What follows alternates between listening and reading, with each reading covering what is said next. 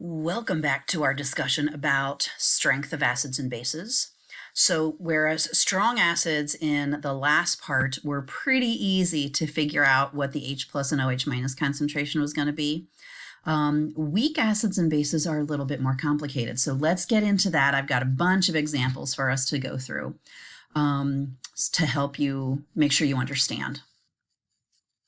So since weak acids dissociate much less than 100% and establish equilibrium, we can draw an equilibrium reaction for that dissociation. So you've got the molecular substance, in this case it's acetic acid, reacting with water to produce the anion, and then the H plus is going to bond with the water molecule. So here's a perfect example of a Bronsted-Lowry reaction. If we took the water away, we would just make H plus over here. So either way is fine. But probably in most cases, you're going to see hydronium ion created as opposed to just hydrogen ion. So that H plus is going to go stick to a water molecule. You also have equilibrium established in bases as well. So again, the ammonia reacts with water to produce ammonium ion and hydroxide ion. So remember that to show dissociation for a weak acid and base, you need a double arrow. Excuse me. You can also, because they establish equilibrium, you can represent that equilibrium with an equilibrium expression. So here's a generic one for acid. Here's a generic one for the base. Notice that water is never involved because water is a liquid. We don't put liquids in the equilibrium expression. So really the only thing we're worried about is the whole molecule, and then the two ions on the product side, either the H plus and the anion, or the OH minus and the cation.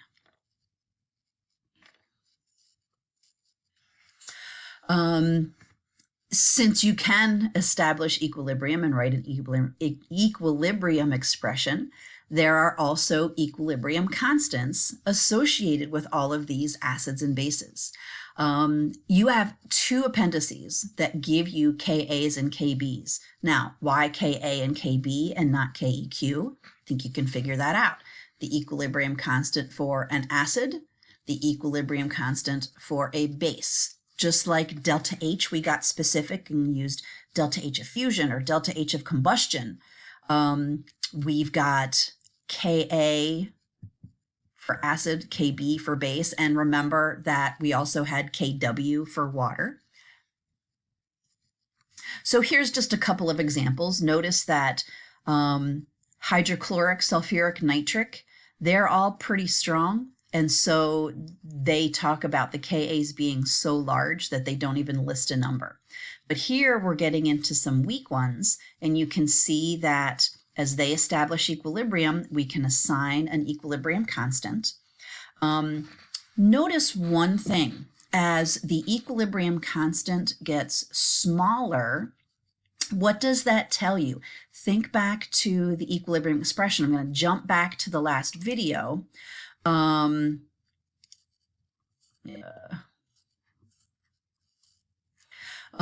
So products on top, reactants on bottom.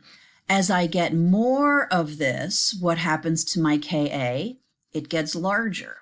If I have less of this, the Ka is going to stay small. More of this, small Ka, more of this, bigger Ka. So the size of the Ka actually lets you get a feel for how much dissociation there's going to happen. So something like hydrogen cyanide has a 10 to the negative 10 equilibrium constant. That means most of what you have is HCN. However, you've got something like hydrofluoric acid, 6.7 times 10 to the negative 4. Much more of this has broken up and has created many more of the ions. So that's kind of how you can interpret the equilibrium constants, the bigger the constant, the more dissociation you have. And by the end of this video, we're actually going to calculate a percent dissociation. And you'll be able to see, you would be able to compare that percent of dissociation is going to be higher for those things that have a bigger Ka. Percent dissociation is going to be lower for those things that have a smaller Ka.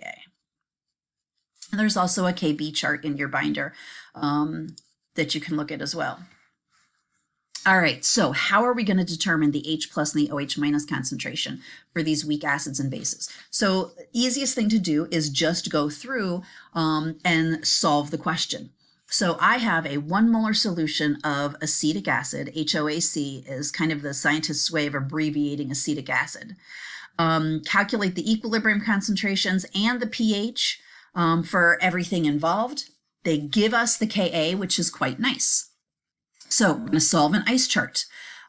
We know that we're starting off with 1 molar.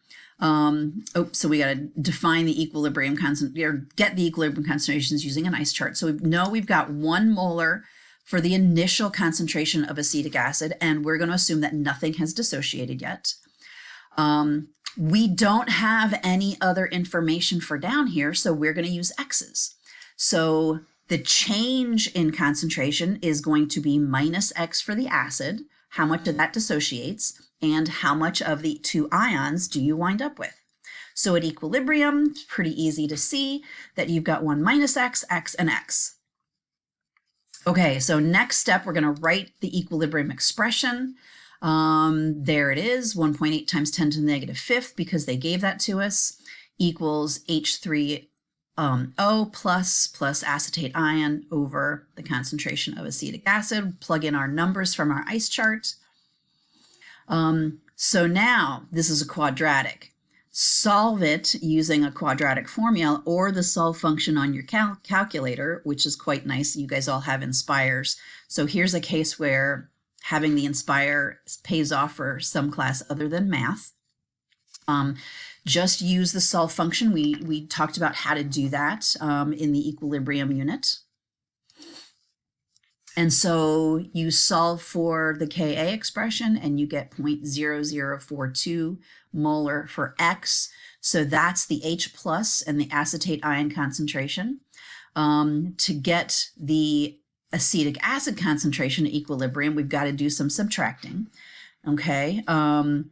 If I subtract this number from 1 to sig figs, I still have 1, so there's not a real big significant change. And I have these values, obviously, for the H plus and the acetate ion.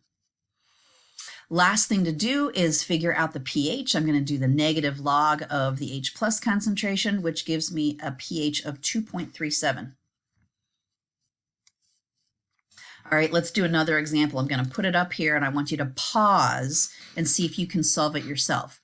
So we want to know the pH of a 0.0010 molar solution of formic acid. There's the formula for formic acid.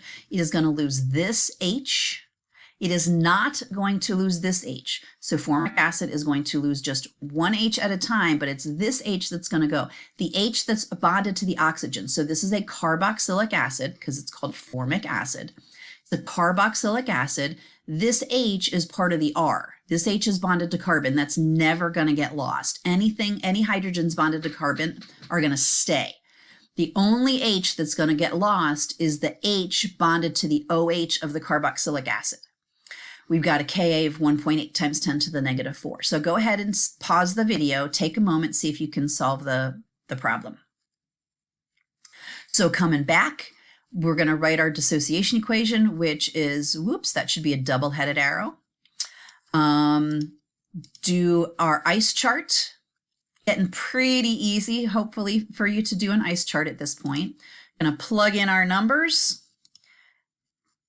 And we get H3O plus and formic ion as 3.4 times 10 to the negative 4. HCO2, H formic acid is down to that. So again, not a significant difference from where it started.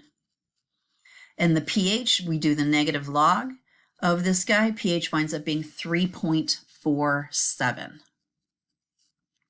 All right, same thing, excuse me, same thing can happen with bases. I've got a 0.010 molar ammonium solution. I want to know what the pH is. I have a Kb, now this is a base, so I have a Kb of 1.8 times 10 to the negative fifth. Here's my dissociation equation. Again, the double-headed arrow should be there. Water is not involved. I only have ammonia and the other two ions on the product side. Fill in my ice chart. Looks pretty familiar. Solve the Ka or Kb expression in this case. I get OH minus of 4.2 times 10 to the negative 4. Now, remember, we're not done yet. This is OH minus concentration, and the question wants me to calculate pH. So I've got to do a little bit more. So calculate the pH means I got to use my OH minus concentration. pOH is going to be the negative log of that. So the pOH is 3.37, but remember that I've got to subtract that from 14 in order to get to the pH. So since it's a base, it makes sense that the pH is above 7, in this case 10.63. All right, the last idea I alluded to a little earlier is calculating the percent ionization for a material. It's very simple. You're going to take the part divided by the whole and multiply by 100. So how much H plus did you get from all of that stuff that you put in times 100? So percent ionization is pretty easy. And the nice thing about percent ionization is you can compare things at different concentrations. You know how much dissociates if you have percent ionization, regardless of what the concentration of the starting material was. All right, so I hope you took some good notes on this. If you are at all a little leery about, we're all weary. If you're all a little leery about something, I actually summarize this on page 1105, so you don't have to go back necessarily and watch the videos. You can go to the organizer on page 1105, and it pretty much summarizes everything in the video except for percent ionization. All right, so you've got some problem sets to do. Good luck with those.